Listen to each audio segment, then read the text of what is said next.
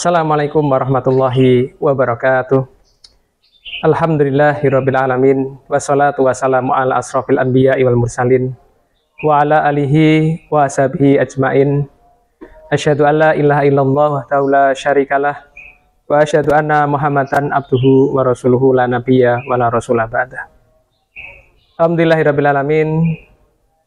Para pendengar yang berbahagia, puja dan puji syukur senantiasa kita aturkan kepada Allah Subhanahu wa Ta'ala, di mana pada kesempatan sore hari ini kita masih bisa melaksanakan ibadah puasa sampai dengan nanti pada maghrib. Yang kedua, salam serta salawat senantiasa kita aturkan kepada junjungan kita Rasulullah Muhammad Sallallahu Alaihi Wasallam, serta para keluarga, para sahabatnya, serta para pengikutnya yang kita nantikan syafaatnya nanti di yaumil akhir kelak. Para pendengar yang berbahagia, pada kesempatan ini saya ingin menyampaikan sedikit tentang masalah ahwalul qulub, masalah hati. Hati adalah perkara yang sangat penting. Bahkan Imam Al-Ghazali dalam kitab Ihya Ulumuddin pun membuat bab khusus tentang masalah ahwal qulub, masalah-masalah hati.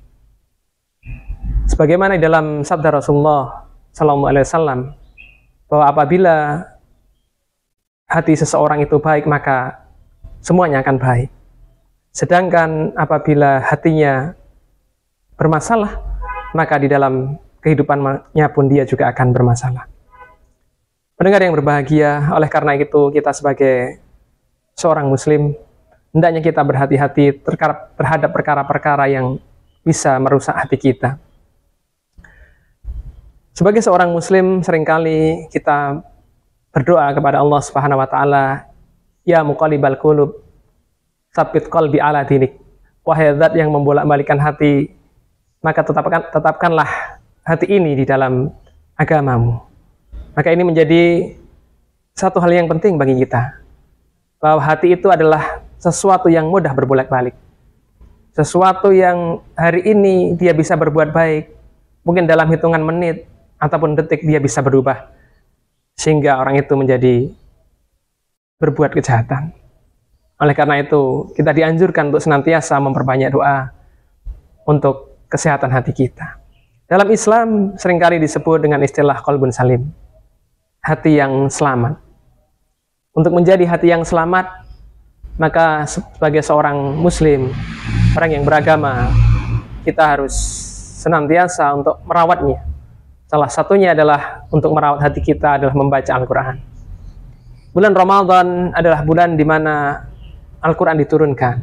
Syahrul Ramadan alladzi unzila fil Quran hudal linnasi wa bayyinatin minal huda wal furqan. Di bulan Ramadan ini Quran diturunkan sebagai penjelas, sebagai pembeda.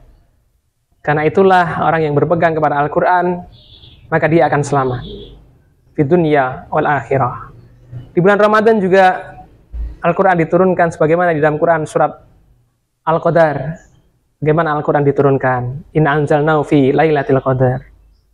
Jadi salah satu untuk menjaga kesehatan hati kita adalah membaca Al-Quran. Karena dengan membaca Al-Quran ini, maka hati kita akan bisa terjaga dengan baik. Tak jarang orang yang jarang sekali membaca kitab suci Al-Quran, maka kemudian di dalam hatinya akan muncul penyakit-penyakit. Maka selain kita berpuasa di bulan Ramadan ini, kita memperbanyak membaca Al-Quran untuk menjaga nawir, untuk menjaga kecahayaan hati kita, sehingga kita selamat dalam menghadapi berbagai fitnah di dalam kehidupan dunia ini. Selain kita membaca Al-Quran, yang kedua adalah berpuasa. Itu juga termasuk salah satu cara untuk bisa menjaga hati kita, agar hati kita menjadi qalbun salim, hati yang selamat, hati yang jauh dari penyakit-penyakit hati.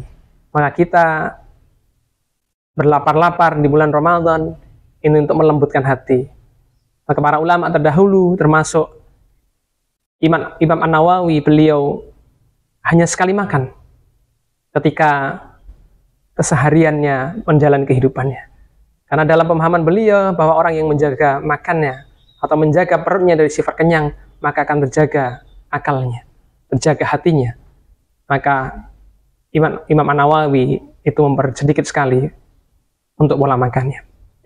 Kemudian yang berikutnya adalah bertafakur atau mentadaburi bacaan-bacaan Al-Quran kita. Wabil khusus di tengah keheningan malam, maka perenungan-perenungan terhadap firman Allah, hadis-hadis Rasulullah Muhammad SAW ini akan sangat memberikan pengaruh yang besar di dalam kesehatan hati kita. Kemudian di sisi yang lainnya, selain untuk menjaga hati, maka ada juga hal-hal yang dapat merusak hati kita. Perkara hati ini adalah perkara yang tidak mudah, karena sesuatu yang tidak terlihat secara zahir, dia berada di dalam tubuh manusia. Sehingga bisa jadi orang yang berbuat baik, tapi sesungguhnya di hatinya itu sangat membenci kita. Atau sebaliknya, seseorang yang berbuat kelihatannya tidak baik dengan kita, tapi hatinya itu masih bagus, atau hatinya masih lurus. Sehingga perkara hati adalah perkara yang tidak mudah. Maka sifat-sifat nifaq, sifat-sifat kemunafikan itu kadang-kadang muncul karena adanya sakit di dalam hati. Maka apa saja yang kemudian bisa merusak hati kita? Kita sebagai seorang muslim, tentunya kita harus memperhatikan. Ya. Jadi kebalikan dari tadi, hati yang qalbun salim, orang yang kemudian banyak makan, orang yang kemudian meninggalkan Al-Quran, tentu ini akan membawa dampak yang besar di dalam hati kita.